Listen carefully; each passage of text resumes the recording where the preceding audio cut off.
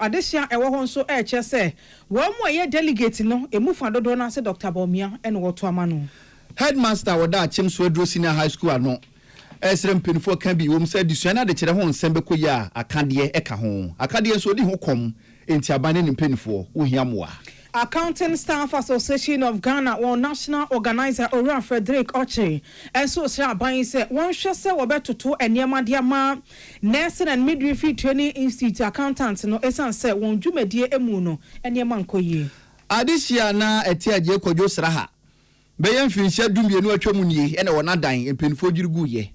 Na adisia chem se frisa aban si sagina ye no ebesi ne ahokire wom no ese woni sese ye ka kire. Enti ogina so no wasra aban ne empenfo say obi ha wonsem emwa. Ghana Tourism Federation eye gatof enso so ahwe apao enim before efofro na wonante se nyina ye boko se ye de wo matena kunya so de wo ba behwe amomai Ghana 24-hour economy no tourism ho so wo manyom de wei ya ne nsem bi ebetodwa ewo kasebo yi emu na nsem bi edi akotene na watwum ne diti ya to ne din 2074 Ghana this week bi ene se na watwum ena Ghana mampanyin owura John Dramani Mahama kasa edi tudwa se Ghana resetting agenda na aboa yen na Ghana nko adiye na ye enuanom atwe ho asia omamwa na chese kamia kwasie konso egina kwantia eni tibira so se Ghana ye boa ye enuanom na wonso ediye. Well, now what you cry ya emu no man penny His Excellency John Dramani Mahama editor just say ebi man ahodo ya brano watch ya won ho edan wani edi hwe ebi man ahodo no wanyamwa de afiri ho enchese wo ma kwatwere o. Na watwi mu Ghana mampanya be de chire ene empenifo a eda IMF no edi ehia Ghana ye modern bosikasemu wodi ho nkomo chire wo. Mampeni abedi achie Professor Nana Jeno Poku Ajima Bwana eko asweye yehwe agokansemu nsem so ewo man Ghana ha sei ena afein amanebo enso ensem so no wakoye no wedi nkomo ya won hwede asweye mienu ebe ya ebebo man Ghana mamuo ene yenkanko na eno na woso afoda so ya no okase chire mu sei sika na nkede bo blaster ho bra no oban no watisuhu be 700,000 Ghana cedis aboa pa ma Ghana esie yinska Kani mampeni ya no wasomo man Ghana His Excellency na adodanko ekufado nso ahye Ghana for boni titiu NPP amanyo kona chita for se abanya me ya adomo a obepombo so me ewo mu de to so aduasa ba ko mbeto no ebe ya suntwe mapa na no ana odumnyamfo Joseph Oseusu ogina so na wodi ato MPP amanyo kona mpanifo nyina nim se omomoa na osumdwenti asapoma na watwi mu omdo mo sase hyase no emi peyo Kani na ye con chieftaincy and religious affairs awopeni enedano Oran Steven asamoa bwati asabi wakacha NPP amanyo kono se eya bana delegate no ekwa akoto mu hwese nkambo mu afe obuo ene ahohyeso be ye adwuma wum na eno na doctor ya wo se de twum wakase akire mu se wona wei wo munim nyina no no wasafata ne mu oduro sese wona wosi ahene to no so abo betimi abo na MPP efra duma kopie mu adumu wana watwi mu NPP amanyo company fa wo ye ema peace part no wo ma airpre candidate bia no de wonsa ehyanse no Oruan Dennis Miracles Aboache wo ye communications director Edsom Owura Dr. Alhaj Mahmoud Baumia wo say Dr. Baumia de ne nsa hyase na nya krata so kekewu ono ya na mo a otudi down na we na nam so election watch Ghana so gina so na wasere police for say MPP for the omodo omo sanse hye ntia apamase na emu bambo ho nsem dia pa de police adwuma enti police nto anamu na watwi nsem ya eba ye na foforo pibi no meka we ho ene wadama ye jeobre na wonyudwubre na ye de mu nche mu nyina asomo ewo akan kasemu akenkanfo ya woti enka eye me nana ama anotifo ena afein Sadat Mohammed Afi ma yansha free NPP amanyoko no asoyem na kane mampeni abediache Dr. Mahmoud Baumia sese sa woko Western North NPP amanyoko no delegate ay wo ni titiu wo ma ewon sehwe dwambo so mensin emu echesen kwanyesa bia so no matietie nsema hodo e de fa mpanimfo makomako numu a wo mo prese wo be kura franka ma NPP amanyoko no na wo mo sese yen wo se Dr. Baumia de no e dan so kra na science wa friends and for enshemudie ya wotonsa efre Peace FM amane boni ya wompotem ho wo ma chemu se wo ma hunu se Dr. Baumia nkasa ne de dikan krache ne yetete ne papa o wa hohyeso afenso ye kase wo bi ebedi nipa binu manimu a ye wone ma ahodo bi a ye hwe a echese se nipa we de wo ye kandinia ya na eboa pa se ane ma no so no wo mo chance se ye no Dr. Baumia ewo bi afi wo ma hunu se Dr. Baumia woto no wonye hufo oye bema kokodufa wo sigina ye ewo ne homene so a enye obi ene ne yodom eto mususu se enne se wono aye franka tunima NPP amanyoko no a afimpim yenu ene aduonu enwotwe tumi ya wo mo hwehwe afri Ghana de hye eho no ninti won san ebetumi akam Owura Solomon Boache aye coordinator ede emma empanifa ewo mpotam nyina na okosa electoral area coordinators dwumadi no emu susu a ono ene san so aye wo mo ena anofo ni sem no bi enie Chemo yehie nipa dunu nyina adwena ko bankrom te papa no num a wo mu gina akansie no ne akokon 2028 no wo mu nyina se fata te wo mu tibi eko na mo ba ko ena se se yi no ma 2028 odi anim ewo akansie no yehwe mu no ye papa Mamudu Bawumia doctor ono ena enipa dunu ya we nipa num ne nyina hwe se ta papa no yɛde na dike akɔkon na mmɔden mɔ na ho fama afei omansan so chese anamo ya wo matuen wo mu ni se nya wo nko a edodo na bebo ama Dr. Bawumia di nkunim enti wo mu sere wo mu nuanom delegate ya kai wo man Ghana ntwa so ba bia se eduru ho a wo so nto aba no emma Dr. Bawumia na ideas awo de ma man Ghana ebetimi apoa ami etimi akoyeni kisi ehia mo no koya dientia ya tremo eno no ti yewura Bawumia wono ene opia yede no ekosa obetimi tinkuni mama ye ya concession jambo so mensin mu a Western North mantam ne mu a electoral area coordinators ya wo mo esom e wo ho won na anofo Owura Solomon Boache ene etene kan sansem ni yamana bofo kojo prekese Western North ne de som yen na watwe mu ena wo so na manyoku NPP wodi asia wa Lisa Hotel na wokoya na wonante sie nyina ne se empenfo ka se empunu ayepunu ewa manyuko num nepa num opese him franka wonyina na obehwe ahunu se wode wonsa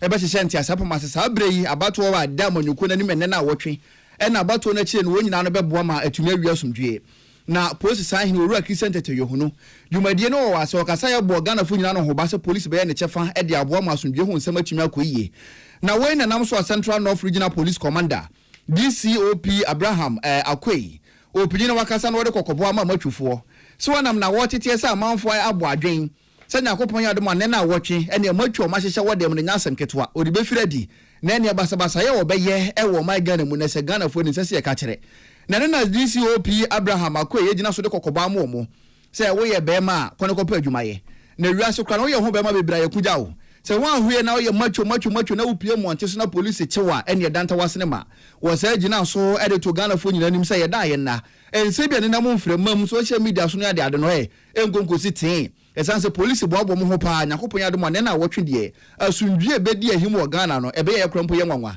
na wo de sansem nyina tuja wa bere wo de na ansasi ho na wo de ntete ema police adwumafo yi mabi immigration service adwumafo yi nso ka ho ne nyina no efa nyakopon ya de ma memne da bato a eda NPP ani mu nti na ne kwakwa mu no ene wo de afutuo ma NPP fo se omunhwe hu ni se abato no be wiasumdue na akonwa de tofi obi apiribi ye prince wa ya na bibi se na tesi na emum se MPP hu ni sa na omu anga twa omu katrema e de tudwa so totun wi a na omu nwinam bia se macho man bia na so be we amen pen akasakasa bia ye no moto frefe en peso ba be yi so be bia die be ya se ka so commander men kwa from Timothy we afama ko only one party MPP and ye multi party we party akun and I want them to see themselves as your team akun and to say to trust them as from more no them really hands down peacefully say be and come say problem we no say you still have that people supporting you say what we need fairly but so say you can personal dear to trust them we near and mass am afraid do we yaw na enu akire no na DCOP Abraham Akwei wo kire mu say we nya kasa keke enu nti na police aboabo mo ho de asie na nsamu a na omo da kwhye kokua mu na waboabo won ho enti ene na wotwende wa obepie na abaye basabasa yeso mu a ene woni mra ebeko ahye pa the person ma send signal say sir election see you don't have to trust them there because you have trained our men. You have gone through a lot of training programs to say how to conduct arrest. There are different level of resistance at Nipano or the Bamau and the force we are exhibiting how to graduate our force, human rights elements and other things. So you are mindful of human rights elements. As Kofi Annan said, you will not enjoy security without development. You will not enjoy development without security, and you will not enjoy that of them without respect for human rights. enti ne yina no ye twa human rights nso ka ho eni atwaguo yi Central North Regional Police Commander DCOP Abraham Akwe na eno ache no Deputy Central Regional Police Commander ACP Ms Felicia Yensu won so ka say bi wode to abambofo ni nyina anim santitie yi wutia yeye na wonsa ka bia ba bia wo kwa akosum bia no kwa afiru yam ne som na asundwe hu nsam nkoyi enya so akwa training awie ene na wo hwehwe wa ye hu ye ba hu akira kwan no na oti ensadwase o pass time ko ba saade a na che se wadi o mai ga ne hwamo enti abambofo antitie o musa ka bia no mo hwe hu ni se ene na wo twen o mo de bi firadi ye pese ye chira manfo se ye sisi ye ho ama primaries MPP fo ba be ye sisi ye ma ye personals nyina senia fire so impo free mu eni ti ne na mu krom ne ade nyina pese obi ehu se yan aye krado ama primaries no di wo mu fa training ahuro mu senia e bi atafra che obi ba be hia won no obi ba be ha dwen ne ade senia won betumi a handle no professionally enunti na ye yes adi nyina na ya ma omunso enya ahode atumi agira won nan so ne etumi aye ni nyina kosi se ye bewie ne won ahia no won koso se won behia akoso na anya adesua de bibia e wo se wusua na akokwa ACP Era Felicia Ayensu were Deputy Central North Regional Police Commander empenfo ye ne odum Prince Lemford enkwan FM asemfusu ene di command semi omode to ye nanim ma yenhwe na yeni apomodin empanifo emunsem ekomo kakran na Accounting Staff Association of Ghana eye Hasak Openipa wano ene dombo for Ewura Frederick Ochin. Ose Ghana ban se ose na nimanimu ye. Woko eye Nursing and Midwifery Training Institution Accountant Condition. Wamjumedie emua. Ose enyema nko ye kura. Sa accountant omusum ewa suye wen. Wasu omu condition of service na atwa jechemu. Ni titiru pa eye woma kachemu nsensemwa. Eninti omu se Ghana ban se. Eja wano na newo tuyaka. Enti wonsha se accountant a womusum ewa Nursing and Midwifery Training institutions ahodo no obehwe onketia ho nsensem no apajamu ye opani se enho behia so omudi sankomo no esan se enkwa nipa na omoye accountant ewo Nursing and Midwifery Training institutions ahodo mu no omaketia no nsem akwa acho kakra enema mu nna ho omotena se bu nkunta no a omodie na omudi kofie no enkranhye enim enti se amamu papa ebewie peye enti na omosra ban ne se wontu sa na muyi empanifo agina mu ewo Kumasa Santemantamu amasesen wo mayi executives foforo Ediama sa Government Nurses and Midwifery Training Institutions Accountant won twumedie no eno no wonya sa kwan no a woni Peace News edi nkomoi obi enim association bia no de eyesika na yede enya hwekwa no dwumedie bia yedi bia no eyesika na yedi tenka your members benya as an accountant you hu say yesika sem no ewo form in terms of compared to other sister bodies na say sister associations members are eno mu nyina adwuma on the same field na. Until we are crying to the government to say, "Ombetimi aye bibia fa yesika sem ho in terms of akatua editor accountants ne internal auditors no." Opani amano ansoa wachemu se ne wokan aban tu ho anamo anokwasem se wombebo wo munsempan ade amano National Organizer Accounting Staff Association of Ghana Ewura Frederick Ochin afei Government Nursing and Midwifery Training Institution Accountant one President Ewura Collins Amankwa wono so ni Peace News edi nkomo na wo chemu se no kwasem omo ahoyehiem na so nim se Ghana ban na omo twa omani ehwe no a eyeyie The metro for say adwuma na ye no e adwuma ye de abogana man said the STBA no they sell na on faka sika na nya ode a enkonkofa ayaban sika ene de amount so in said na nya adum so adwuma de na e kofo me say na kanta fo de be ha mako school ko mo ni mama say mo da achi nti mo fa na ni man ka tipita na le en say mo da achi nipa yetinin ken Government Nursing and Midwifery Training Institution Accountant one President Ewura Collins Amankwa sansemi nyina efi Kumasa Santemantamu ya manebo for Samson Kenya meche chef na resumye Headmaster wada Achimso Edro Senior High School ewo Brim South mensinemu ewo Puemantamu Ewura Erika Japan afari opanyini wakasa dia tudwa say disua ene adekere ho nsem bekoya akadia pa chekere fo nsabeka ya na edi mu akotene sanso ena akadia pa disuafo nsabeka na boa am otimi esua de ye nanso akame akwase obepie mu ewa Achimso Edro Senior High School a akadia papa ebetimi abo edudo na na chese wodi ho komemmoa emma adusuane ade kire emfa ne ntoma pamfa mfira na opanyin de sanse na tuja wa bra PT a wosum school yi okeka won sase na woto car edema school mpenifo so wonsum na kwene badie entumi emfa ne ntoma pamfa mfira na owura Erika Japan wode aseda emma PT mpenifo na wo se ekire mu se emmoa PT ede bo school no chese wo so wo car ade be chima ade asiansa eniye enkonwa eto asini pepepe obehwe na PT akeka won sase na wakoto bi diaba eni ba bi a chekirefo da na wodi ho computer akeka won sase sie dan kama edema school no edan bi ho na ayedada na PT akoto paint na o ma paint aboa ma na school no bepiem ho no mo a edemonyam tima ba ho no papa na o mu gina so asra aban se PT no won timi so school na se dan ne dan to mo besre sa aban ni penfo ka bi o mu so keka won ho na won bra na school no o mu hia moa yo anite asonko awo eneda ye Form 3 students parents Asia PTA meeting na PTA for donate a car for fair fee at the Ama school. And it's your morning school, you only one big track. And then I be covered here. Now at the assembly be a bar because the view of na and the front of Israel and to see a car to a bus I bet me a issue na Abua school.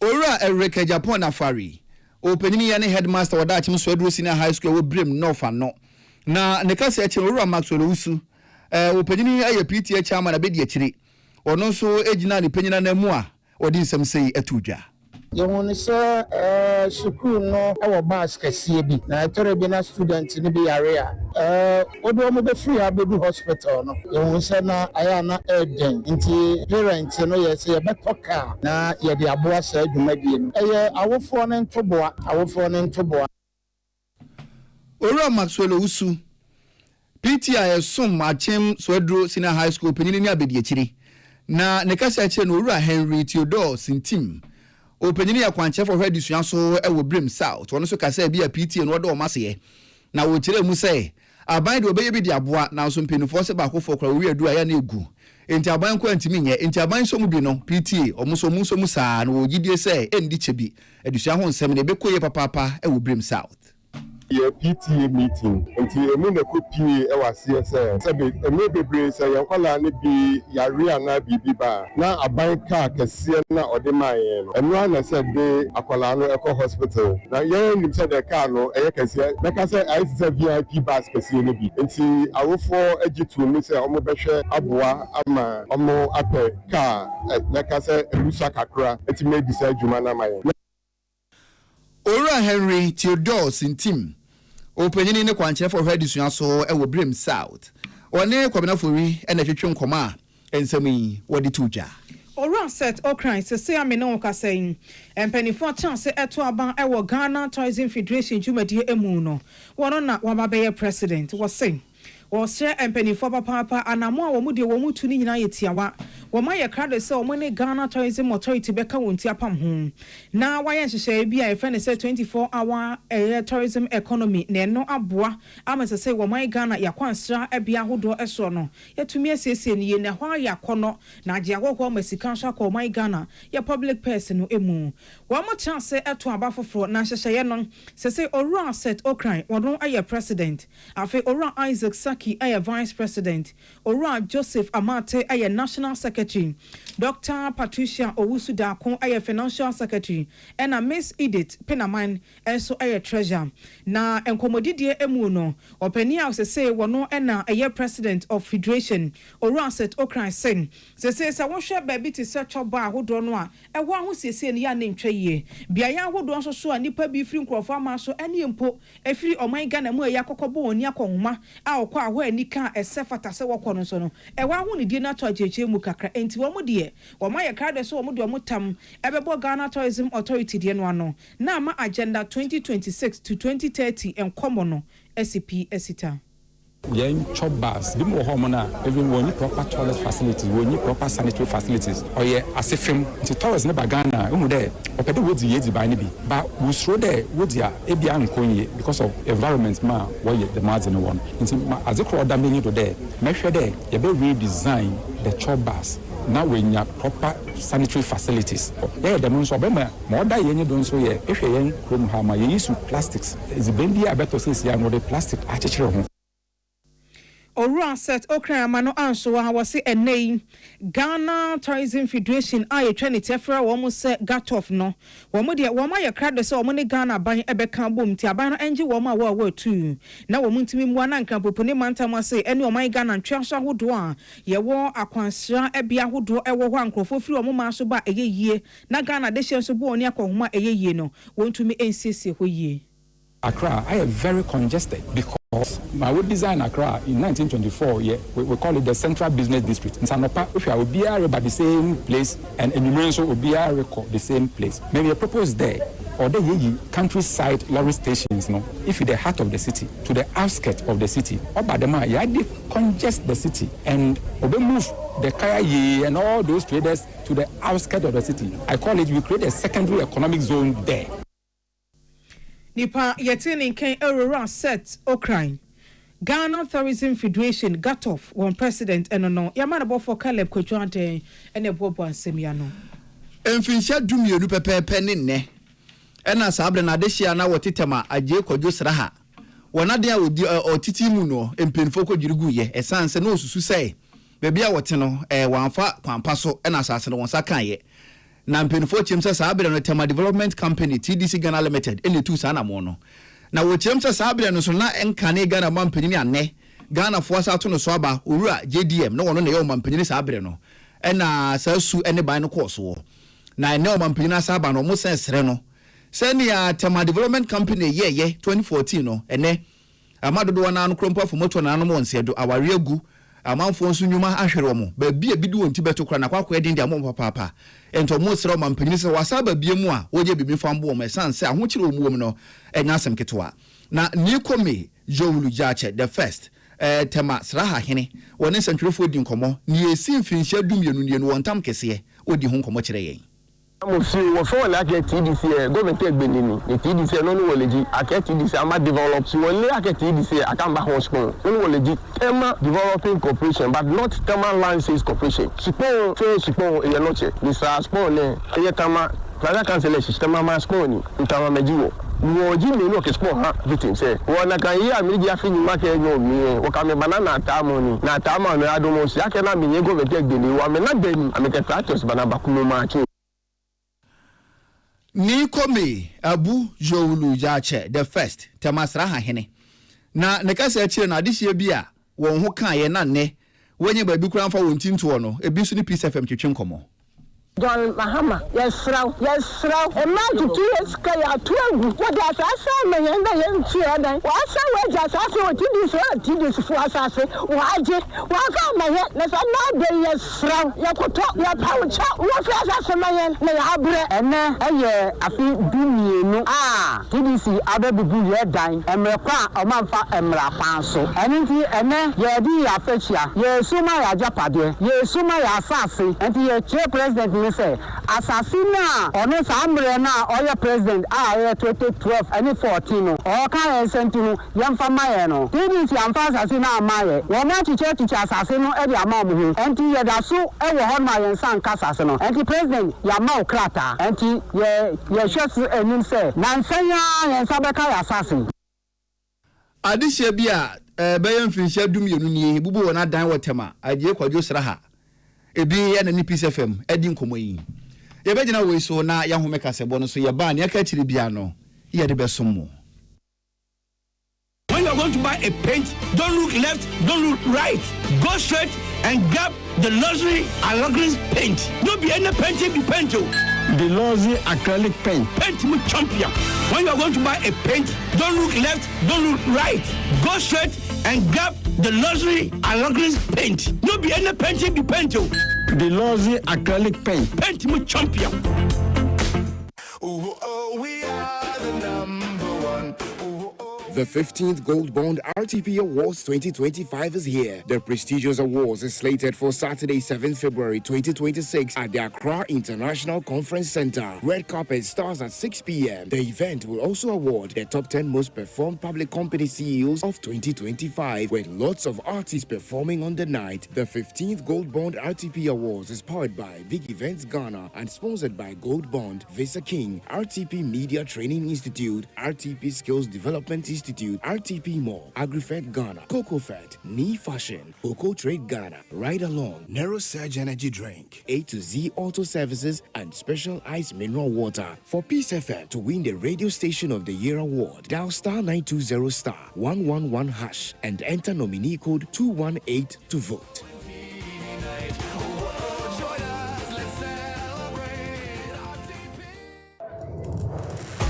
OneXBet, winning the formula. Some boy sasia, only for buying a way. We are Bajemba, and now we are Kukudroni, and now we dear, we are Kunindini. Bets for Homa or Bibiara. It's you wedding. Go OneXBet.com.gh website and an app so. But promo code 25BETGA. Then you have 300% bonus. And copy 5,500 cities. Gambling way true. Inti chanwa sheyemu. Enyama wa wendi mfie dumwache. Gaming Commission agent kratwe yatumu. Peace FM. Awie Ghana de share fire drusu yi ene ne yato ne din 2074 Ghana this week. Ensem bi idea kwotene na watchmu diditie na yasensi ne koso yakaka ye ho na aseda bi obabi a 2074 ena chese ye omo de sanse adwuma ekoi na twesika de ato wo se na watchu bia no nsem o ebedi ahim no yesansi ne koso na yenkaka ye ho na 20 na ne ye mu booster ebo ni padua ne papa na nyumre yi 20 na mpenufo se ba HIV ni AC ho nkoma me fantu onim se 20 na netimi ne pa na e bia na kokoram no e wa koye test me yaka cho se ahya ase fife e oni padua ne mu e ma ye mu nhyehyɛ wo ko ne kope 20 na no etimi cancer pa sanso na wo kasa ni pamu an ka firo no mu ba no wo ankasa wodi adanse se enye ko ne kope 20 na no na be boa wo ma won so wetima ka sumasem wei ene 20 na 74 immune booster ne padua ne hia entunya bi si mpaniti a ebeboa wo na wapomode ho nsem atimi akoyie na ye body owura nsem no mu a na watwi mu ana Ghana mampanyin owura John Dramani Mahama kasaye se na aban yi ba ye resetting agenda omde ba na boa ma ne Ghana ne ma ekoyie papa isika sem atimi atumpon na so Ghana ye tumpon na ma hodo atwi ye ho ahia ye ntimi ambo mo so ntumpon na ka me akwese kosiko na so gina kwantia. Today in Ghana, we're answering that question. We're resetting our country. We're cutting waste, we're restoring hope, and we're building systems that work. In my first year of being back in office, we've shown that democracy works, and that change is possible when leadership is focused and accountable to the people. From a debt-distressed, crisis-ridden economy, we've achieved an impressive turnaround with a stable macroeconomy characterized by single-digit inflation, a strengthened currency, and increased business confidence. Ghana mampanyi owura John Dramani Mahama na watwi mu ene wodi sansam yi etu dwa salamati kokua pental ene de amane boyi ebesomo ye na watwi ye mu daya woda opepombo semede toseduenu emienu Ghana mampanyi Excellency John Dramani Mahama da so the reset eye Ghana dwumedie no enam na wakasa da che abibiman ahodo ena anofo se yesese ye de ho ye ni nkwaso mu bio ya je ho e de free English bonifitansem na so eba se yesi gina ye wo yapomoden ye ngomesua ene ye bambo mu ana ye hia sika de asiesi economy no a ne ye twa ye ni asan kwakoda emrofo fitai wo se ye yesa e de na kyese de ho ya na ye san so pagye ye ho e de konkwaso mu bio a eno no enkyere se ye nyini o ye sum ye ho fidie ya dache emoa yen. Too many of our countries are caught in what I call the triple dependency. We depend on others for our security choices. We depend on donors for our health and educational systems. We supply the world's critical minerals but capture almost none of its value. This isn't sovereignty, it's a trap, and it's getting worse. In my quiet moments, as I try to find solutions, here's what I've learned. Yabane bofo salamat kuku pencil ena mampeni semi odesomyen. Na watwi mu ana Ghana mampenya bedi ekire. Obenfo na Jane opoku agema ni mpenfo a esi IMF ko na mu abibirem di ahia na nkomotwetwe mu no na prof de to nanim se ebre bi atwem Ghana ne yesi kasem nye ene GDP enayi inflation na chese America boom ene de namwo aban yi ba yo matim de hyehyɛ pa gu apono so asane ma we nyina na otimu sensesa mapa bam edi adanse se ampa ebesi kasem dwumade ne sikasem edi a aban no ewon hyehyɛum enti IMF fo nya GDP se Ghana ene ma be ko yimpo akyene yehunu. Sanso ena na watwi mu mampeni abediechi Professor Nana Jane Opoku Agyeman wabanan eko Ministry of Sports and Creation ena afenso Ministry of Communication, Digital Technology and Innovation kwa wako yen woni aso yemienu di nkomo ebisa wo mo de ayachewache won dwumedie mu ene de wosa aban no apia de wura won mu na magana de hye enso enye so emfa so mampeni si aso yemienu no kwasem anamo wo mu tunu ye ne so wogidie se dodo na wo kwa wo mo koso ya ebebo man no. We need to take our responsibilities as seriously as we can. So I want to congratulate all of you, to encourage you to do even more, and to assure you that we are there to support you to ensure that Ghana succeeds. Part of the visit is also to break down and to establish probable familiarities to ensure that we are advancing our country, that we are leaving our country in a better shape than Mampeni Abediache Edu Minister of Communications, Digital Technology and Innovation asɛmtitiw pa wakande che womo eyese obo woma no hoba se abanita womo chi se kɔ ginesidie bia wom besia na mo bia wom betuo no Ghana ban etan womo chi afenso osanse womo se hyehye bia womo eye no omo nkan hunu se abanita womo chi enye de etene na esefata. Excellency the Mampeni Abediache Professor Nana Jane Opoku Ajimasa Semi Yamane Bofo Patricia Sefa Fisher Nedesumye. Na watchi mu and was off for them abunu and a good yaso yano. Urumilian for Kofi Idi Adams Kasa Edi Tuja Sebrebia Chomono Blaster. And then Kasikaye, yes, I mohono as when it's a catcher. Or by yes, also off which made a pogo upon us why Nisikan what to say who.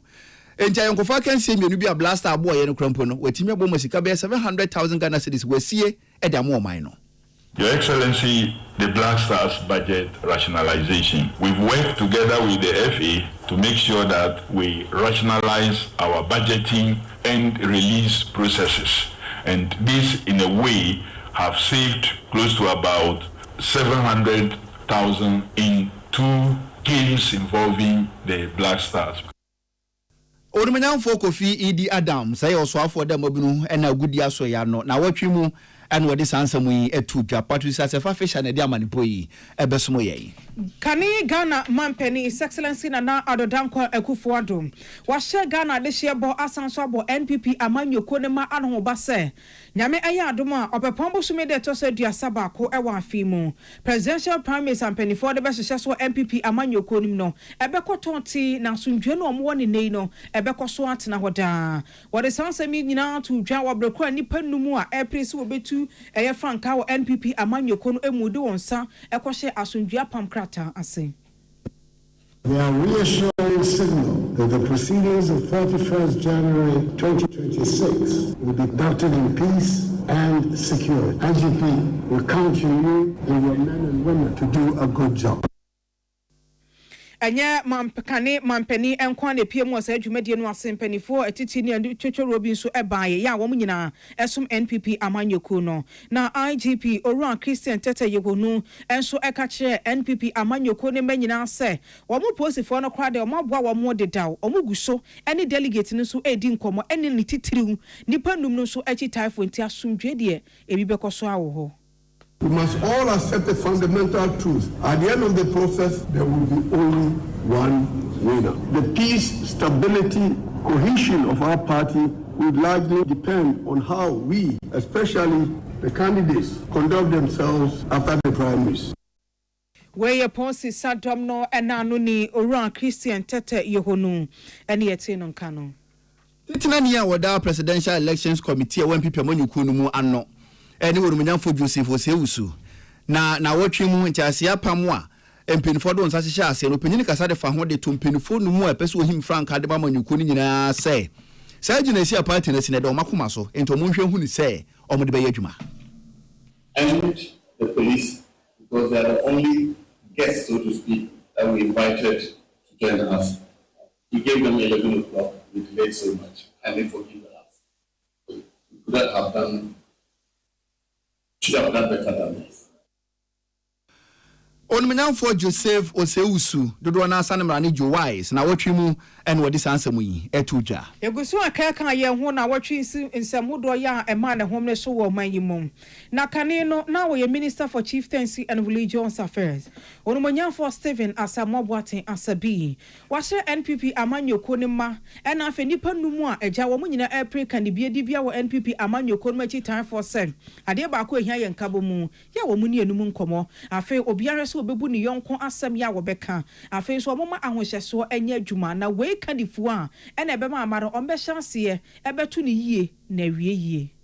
yempenifoɔ no bebre ayɛ basa kakra fi sɛ party no mframa no a emsa bedi wɔn nsɛm no ɛna ɛtitru wɔn a wɔn social media no yehia calmness yehia sɛ obiara adwene mu nya ho sɛ yɛkuo deɛ yɛwie a yɛnyina bɛsan bom akonnwa na atɔ ne yɛpere na wompɛ obi koraa na apɔ bi a yɛkɔ mu ne hwee ka menka hwee na ebinom kasa ma me mefrɛfrɛ wɔm kɔm ba omia nkɔla no bi na mafrɛ kɛn nkɔla no bi yɛsrɛ mu deɛ duro no ɛyɛ flag bearer asɛm party mpo deɛ kɔm flag bearer deɛ ɛyɛ deɛ okura frankaa bi anim na ɛdɔm no a wɔn mu di akyire no wɔ hemfa nti ɛhɔ na asɛm ne hyɛ the structures of the party no ɛwɔ sɛ yɛhyehyɛ na discipline is the hallmark of any organizational structure.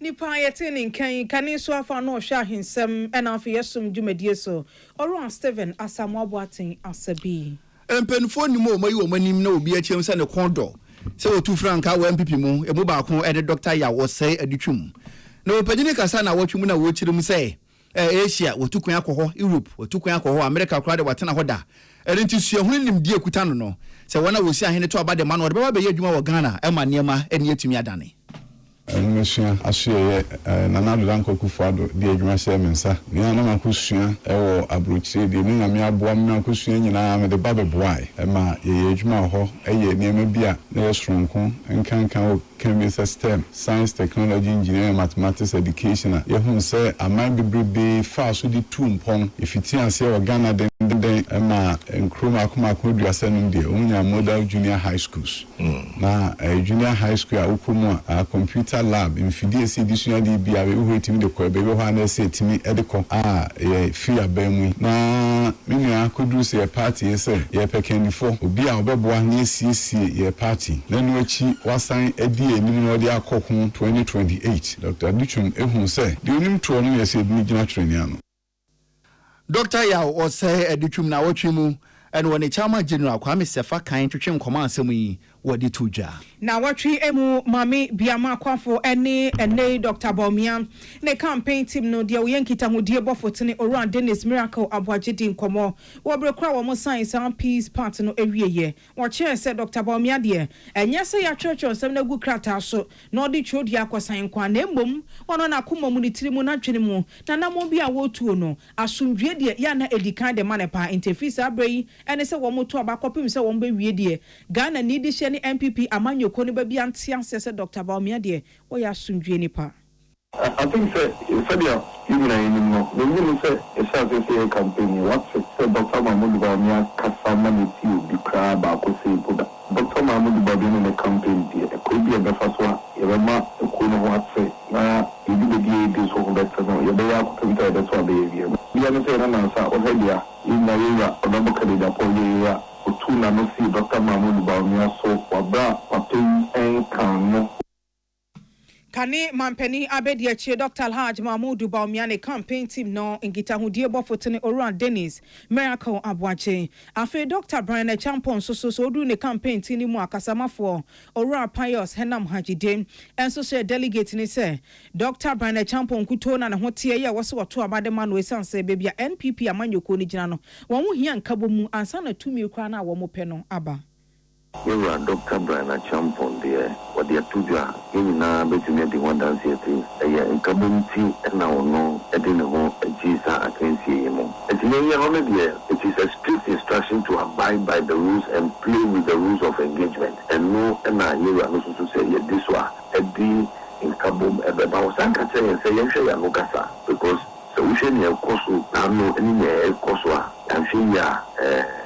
say in pay for me no Nipa yetini ken Yoruba Pions Henam Hajide wono aye Dr. Brian Champon ne campaign team no kasamafo afei Orua Kwesi Kwanten Esquire wugina Orua Kennedy Japan ne campaign team emu a wono so ene kasamafo wono so chiemu chia se Orua Kennedy ne hutio NPP amanyoko no kondo se wogitumi wo 2028 Kennedy nko na betimi age se tumi afei bio osensem bia ne na monten so fa Orua Kennedy ho se asundua pam krata no on pese ode nsa be chance no what's the answer no enye no kre first of all one can baby answer one sign what is the opinion here and the opinion here and you say osiki clarification with regards to provisions and matter terms they are not all expected krata de mo o se out to almost sign no na more parties no afano enum ni na as far as ni na electoral commission no and the presidential election committee na jatum say so no to abade wia e bia kenkan a be a oman kenkan open space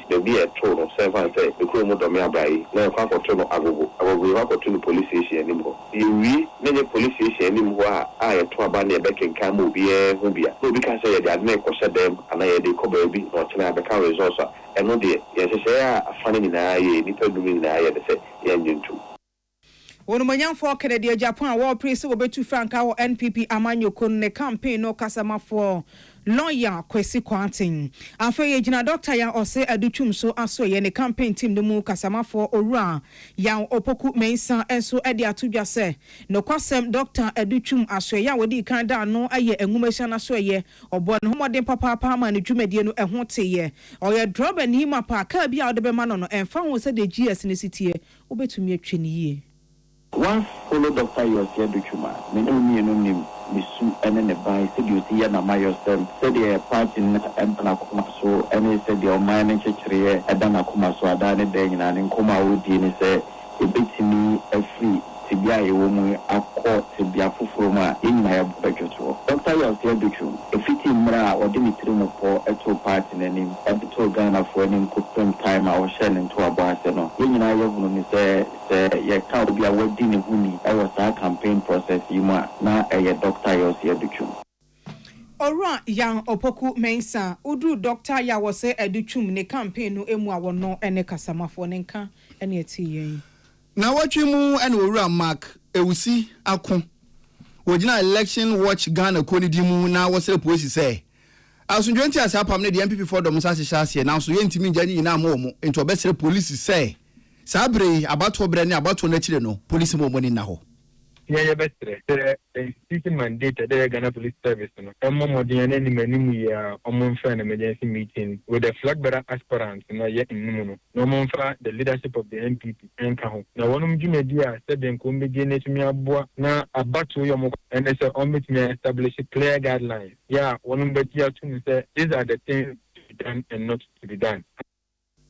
Ora Mark Ewusi Akon. Na watching mu when we did election watch Ghana koni di mu ansem yi wo di todwa. Na aba lawyer Dominic Akrutinga anyene ade atodwa se wo gidie mapase kane o my Ghana photo sound for oru Akan of Orienta enche US and Penny Ford never be pm e wo my Ghana ha esan se US Justice Department in Penny Ford brano komo awoni wo mu die no wo mu ye wo mu afam die. The American authorities are handling the process and they are handling it in accordance with American law. So far, I don't find anything wrong with what has taken place. As you rightly pointed out, I monitored the hearing yesterday and I have had reports from the United States regarding what has happened. Aban lawyer Penia washe attention ni jumedie eso lawyer Dominic Akrutinga anyene. Na watching mu and a lawyer Kwame Adolfo wo private legal practitioner. Wone nana ya kuno di twetwe nkomo ewo Peace FM so na wo chiri mu say. Enka ne photo sanfo ru Akan oforiata chia ya che no ewo America mamu no America wonfo mo kwan bia so esan say. Uru obi mamu na ye ka kire o setena ha na wo sore na ye chewa wangasa na ope. What in the water of application beyond to design visa, your choice, your robust street. You know, the application beyond to lay grantee Emma. And once we contest, say, you didn't no application, them I in deciding. And yes, I say, 2 money visa. Una Subia, and I wouldn't reason there, there's only remaining in the crew. And generally, a chiwa, they're over. Lawyer Kwame Adolfo, where a private legal practitioner, now watching mu. And what is answer me etuja. Na watching mu my Ghana mra sebeje fie minority kokko se wo sorry ni titiri any woman a war foreign affairs committee no eso wo say o my Ghana ye foreign affairs minister onomonyam for Samuel Okujeto Ablakwa ye nyini dibia no emfan fini se mesanse adwuma na wo ye no ohuso na wo mo number. The welfare of millions of Ghanaians demand it. Ghana's reputation in the world demand it. The foreign minister has lived his usefulness. He has demonstrated beyond reasonable doubt that he lacks the temperament to manage complex bilateral relations. He has shown that he values applause over achievement, rhetorics over results, and most damningly, his pattern of reckless diplomacy has made Ghana less safe. Nipa eteni kan aye nana asafo chain wodru bosome frɛ ho abaton pesuasa wono ene wo mra sebejani aye foreign affairs committee nso oginamu se deputy ranking member e wasa committee eso Emmanuel Akole ne amane bofo de sansem we somyen na watwi mu ena mpenufo da Ghana Gold Board ano wone Gold Coast Refinery Company Limited won sa hye asepomase ne obeye nyina ne se sika kokko bi efiri oman mu no ye behwe ne yana ne no oman mu ha na bibi pabi wo mu so a atimaka oman mu penye kwankyere for da Ghana Gold Board ano lawyer Sami Jemfi ekasai which agreement has gone through rigorous scrutiny by the governing board of the Gold Board and our sector minister, is going to ensure that up to 1 metric ton of gold, in other words, up to 1,000 kilograms of gold that is exported by the Ghana Gold Board will be refined here in Ghana at Gold Coast Refinery every single week. Lawyer Sami Jemfi, penye kwankyere for da Ghana Gold Board ano na watwi mu na wodi sansemu yi etuja na watwe kroya emo adetitu kase ba kwa kwaso wo my Ghana ha se a peace news ya ma yatiefo aso ansi wo ho ayese aban no ahyehye dwumadie e de ato abra no aso ebia no pani awoda no ekogina ho na wo hwe bu nkonta e de che o my Ghana mu adehye na watwe mu nipa ba kwa edru ne so aye Minister of Trade, Agribusiness and Industry onmonyamfo Mame Elizabeth Ofosu Ajare wache mu se aban eguso etu anamo bi enche kra obebie factories akese miensa ebefa nipa bese 27,000 etwumem. Government is going to support the private sector to establish 3 big garment factories, and we seek to employ at the long run 27,000 people with these garments factory, and so the outlook is good. Garment factory is one industry that employs a lot of people. The beauty is the fact that you don't have to learn for 3 months, 5 months before you start work. It is that industry that trains you for 4 weeks and you already have a job, and so this is good because of the division of labor and specialization. If your work is just doing collar, we can train you to make a collar within a month. You start sewing, just joining and all of that. And so we hope that that industry will create a lot of jobs. Mame Elizabeth Ofosu Ajare ne etene kana salamat kuku apinto na disansemi ebai. Na watwe mu na wurumunyamfo Elizabeth Ofosu Ajare wonso afọ da so ye hwedwadie na akwayo na mfidudwuma so ye ano. Wone Ghana Standard Authority mpenifo ene wona wo ye cement wonka wo mukuo Chamber of Cement Manufacturers Ghana ediehia na wo monantisi nyina ne se wo behwe no mo se sa adwen kwampom befa so na cement dwumadie ebekoyi na ne bompo aba fom achenne ba bia ba beduru no na panyini awoda ekoya no ene Dr. George Dawson amu a okasa yetiri musa na muntu mpenifo na tuo no cementifo omoni aso papa the minister friend within a day yaba and she say yene no won sawoso edwuma na ye no cement edwuma na ye no ministry no etunu wesi wase obaboaye do de ekoso bia no say ye ka in the end the cement fund the pata when say ye bona baso pa na ye bo minister baso pa sense woso na omni enye wono enkoso saa ni. Dr. George Dawson Amua penye kwankyere for da Chamber of Cement Manufacturers Ghana kuna no na watwi mu wode sansemu yi etu dwana ne kasa eche no soafo no urumunyanfo Elizabeth Ofosu Ajare enso kasa bi. If you say Excellency John Dramani Mahama betina kunwe so ani dollar ye kama no cement bu aba fom pa ye be kaya 2024 na etimi cement 42.5 no etimi ton be 118 cedis na the 32.5 so etimi ton be 113 cedis ene Euro buy ya dollar ba form no ye ni omadi nsa wosoa ma cement na ne kra no 42.5 no betumi anya no 107 32.5 no so ewu around 80 to 85. Onumenamfo Elizabeth Ofosu Ajare ena na watwi mu wode sansemu yi etuja yakwa NDC amanyokoi emu ana watwi mu de ogina mu se dwemchafo ma amanyokoi ayo Ron Johnson esidi nketia wakansi sudua che Ghana de hye enei mampani His Excellency John Dramani Mahama wada esu ene eban bia dia ekire se odwene Ghana de hye ye die ene ye nkanko ho enu nti na economy no wade na ho odin ni nipadua ne kra nyina hye mu se wo siesie ni yi a kakra ye hu impo eya dansedie no Ghana for nyina se mama ya de afia edikai President Mahama otua na monwa obeda bibia di a kire se abai papa aba obe niema Ghana for nyina ebeboa wo na woye na unya engineer na Ghana foji ya pa ilu tumu wia na se achire uye bibi kura aboa okwatifoɔ a wɔn kura obi ankasa. Weye NDC Amanyo Kono Jem Chanfo Oran Johnson Esiedin Ketia General Mosquito. Na wachimu ana star wa Ghana mpenu for ye say. And na fan go na later be 29 cedis no. E wo sen kanebo okra ti ba fo me bro sa 9 cedis na ye ton de ma Ghana for no. Na ade ba ko mahu ni say ama fan go bo ni ntimi ba fo mo kan ho ya ade bi a. Omo frɛ no price floor mechanism. Na sa price floor mechanism ni senki ye firi ho no mu a enka liter bia no ebetima ba be 7 cedis kura de ma Ghana for. Na sansa mu a star wa yompeni for di tu dwane nam so amaku ahodo na so kasa di ti ase de be yentimi nye ne saa na watwimu na Institute for Energy Security owura zache Derek Emmanuel kasa yetiri mu se institute ni nsem ya betudwa se price floor mechanism ni se be ye firi ho no mu a anhwa adwuma ekuo bi betima bo ne sese wo my Ghana mu ene fango ne ye ton 4 cedis no o se media meto media 1 cedi ekoba sa fango dwumadi ne begu enti yentwen na nhyehyeye no enkoso ho saa. The woman say you're the market leaders. Market leaders in the Obokai first 20 bosses is Siano. Now your goal, Omuni anymore. But to me, a fine Roman cast and fair. And in Tienfa, eliminate price flow. There's a fun good which not amount of pay. Now say, Sabu, all marketing companies getting from Musa from Opejom of Mirabano. A bad then of Musa to many and fast one. I say, what not breaking if in input. Nasikano do revenue, very good Sikana, which not on fan Guama Mampo. Ora zache Derek Emmanuel na watwimu na wodi sansam yi etuja. Na watwi kroya emu no Colleges of Education Teachers Association of Ghana. Echo ntiafra wo muso sitank. Wo mo de tuja se wo obubu obusumi no mu e wa afempimienu ene aduonu num. Na wo mo etintesukokɔ de che Ghana ba esan se enema bi ntweye wo ndwumadie mu ose ebepem nei. Strike ne da so a ejina mu esan se aban ne nye na dwen se de wo mo hwehwɛ no. Wo ya ma wo mu na nkampese wato nsampo afre wo mu.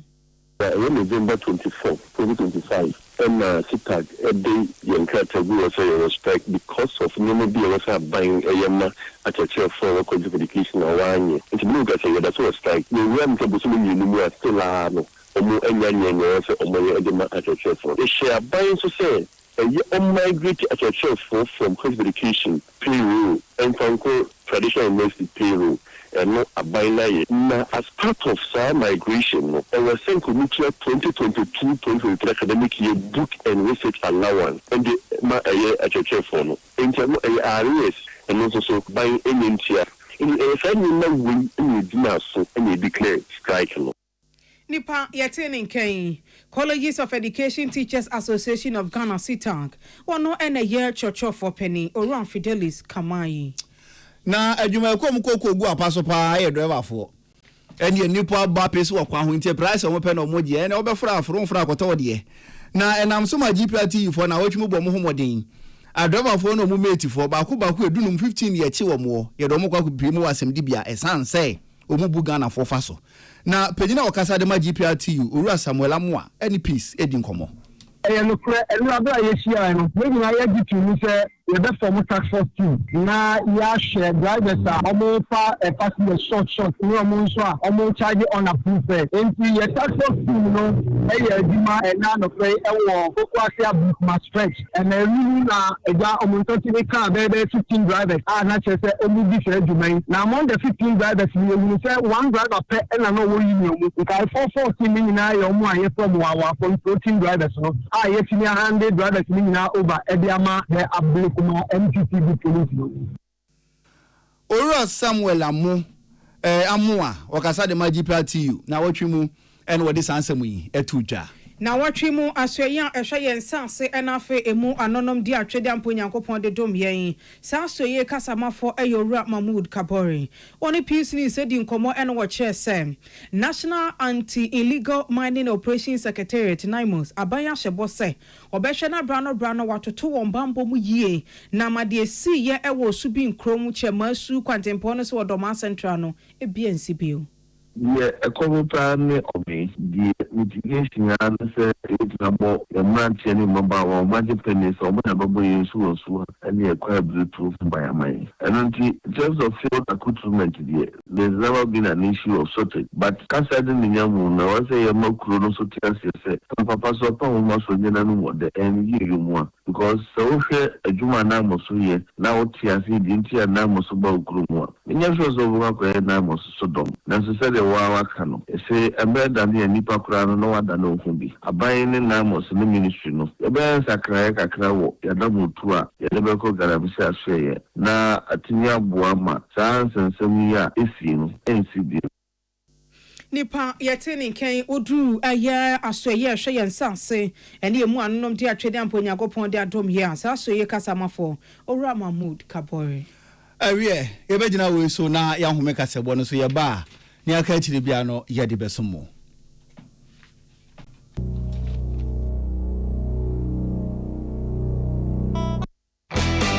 When you are going to buy a paint, don't look left, don't look right. Go straight and grab the luxury acrylic paint. No be any painting be paint. The luxury acrylic paint. Paint me champion. When you are going to buy a paint, don't look left, don't look right. Go straight and grab the luxury acrylic paint. No be any painting be paint. The luxury acrylic paint. Paint me champion. We are the number one. The 15th Gold Bond RTP Awards 2025 is here. The prestigious awards is slated for Saturday, 7th February 2026 at the Accra International Conference Center. Red carpet starts at 6 p.m. The event will also award the top 10 most performed public company CEOs of 2025 with lots of artists performing on the night. The 15th Gold Bond RTP Awards is powered by Big Events Ghana and sponsored by Gold Bond, Visa King, RTP Media Training Institute, RTP Skills Development Institute, RTP Mall, AgriFed Ghana, CocoFed, Knee Fashion, Coco Trade Ghana, Ride Along, Narrow Surge Energy Drink, A to Z Auto Services, and Special Ice Mineral Water. For Nanaya Okese to win the Best Radio Newscaster of the Year Award, local language, dial star 920 star 111 hash and enter nominee code 361 to vote.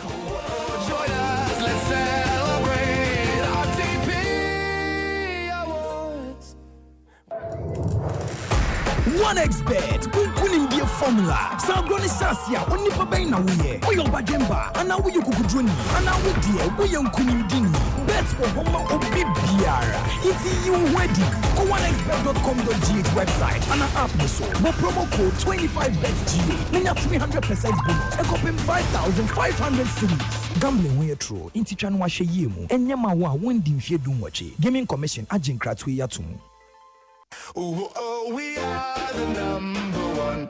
The 15th Gold Bond RTP Awards 2025 is here. The prestigious awards is slated for Saturday, 7th February 2026 at the Accra International Conference Center. Red carpet starts at 6 p.m. The event will also award the top 10 most performed public company CEOs of 2025 with lots of artists performing on the night. The 15th Gold Bond RTP Awards is powered by Big Events Ghana and sponsored by Gold Bond, Visa King, RTP Media Training Institute, RTP Skills Development Institute, RTP Mall, AgriFed Ghana, CocoFed, Knee Fashion, Coco Trade Ghana, Ride Along, Narrow Surge Energy Drink, A to Z Auto Services, and Special Ice Mineral Water. For Kokroko to win the Best Radio Morning Program of the Year Award, dial star 920 star 111 hash and enter nominee code 312 to vote.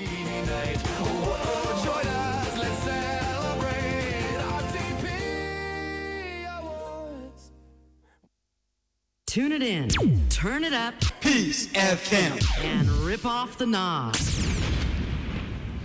Ghana this year ha and na brebe ma kwan na kasabu ye de be so modo hurintem no ye de nyina ebesi akenkan for ye me Sadat Mohammed Mene Nana ama anotifo Yamfa Sada Emma 2074 Ubura Pharmacy Herbal Shop Chemical Shop Ghana for nyina wo de twaniti a wo se wo pe T74 e mi booster boni paduane papa na HIV ni AIDS no apomode adwumayfo ene hwemu chirim se ekosoro papa wo my Ghana mu ne titiru ne nkran ha na tontina aba ene ntine ka hye wo dada wo bekwa numbi wo koban so numbi HIV o wadi so nkonim one time na kokuram no cancer no afa na eba wakoye lab wakoye test ya ka cho se cancer na hyase afefe oni paduanu mu ko ne kopɛ 2074 na nenom na eto ba kumienu miensa besa no wakoye lab ebe ka che se cancer no entu ya na te se emoa ehyirenki a eguso ayekofom enti ni tontina abedum Ghana se bi yenuanu mo ma no a cancer da romanti fitwa mpokwa ne ade no ebe 10 of the past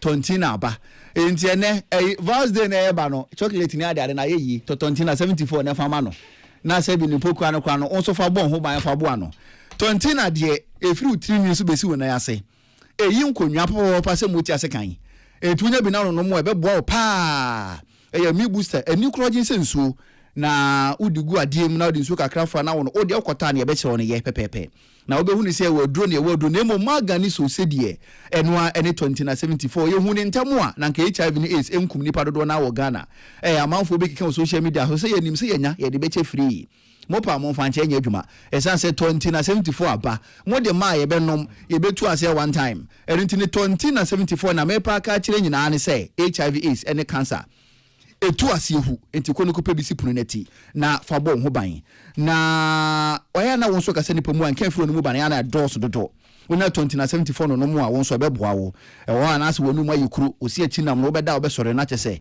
ahono wo de brush kan wo se pe na moja tatatata die chire ko ne ko pe 2074 na numumbi na wodi bi so ejine wanum me hye obo se nka boni obejine wanum no ase